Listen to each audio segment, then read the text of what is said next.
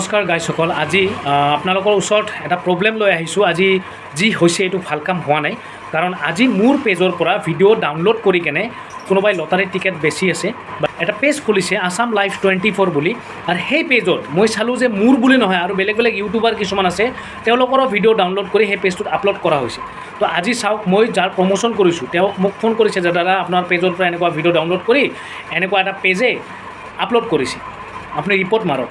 চ' মই তেওঁলোকৰ নাম্বাৰ লৈ মই ফোন কৰিলোঁ। তেওঁলোকে ক'লে যে নহয় আমি লটাৰীৰ টিকেট বিকি আছোঁ, হেন তেন কিবা কিবি। আৰে ভাই, বিকাটো বিক না ভাই। যদি আপোনালোকে সঁচাকৈ কিবা বিকি আছে বা কিবা কৰি আছে, সেইটো আপোনালোকৰ কথা। কিন্তু আপোনালোকৰ যদি ভিডিঅ' বনাব লাগে আপোনালোকে মোক ক'ব লাগিছিল যে আপোনালোকে আজি মোৰ কৰিছে। আৰুতো মই পেজত দেখিছোঁ বেলেগ বেলেগ ইউটিউবাৰো আপোনালোকে ভিডিঅ' ডাউনলোড কৰি কিনে আপলোড কৰিছে। আজি মোৰ কৰিছে আৰু বেলেগ বেলেগ কণ্টেণ্ট ক্ৰিয়েটৰ আছে, সেইবোৰৰো কৰিব। তো এনেকুৱা কণ্টেণ্ট ক্ৰিয়েটৰৰ ভিডিঅ' আপোনালোকে ডাউনলোড কৰিব, আপলোড কৰিব, এইটোতো ঠিক নহয় ভাই। সেইকাৰণে আপোনালোকক সকলোকে কৈছোঁ, আপোনালোকে যিমান পাৰে ভিডিঅ'টো শ্বেয়াৰ কৰিব আৰু সকলোকে ছাপোৰ্ট কৰক। আমাৰ কণ্টেণ্ট ক্ৰিয়েটৰবোৰৰ লগত যেন এনেকুৱা নহয় আৰু এই ফেক পেজবিলাক যেন বন্ধ হয়। ধন্যবাদ।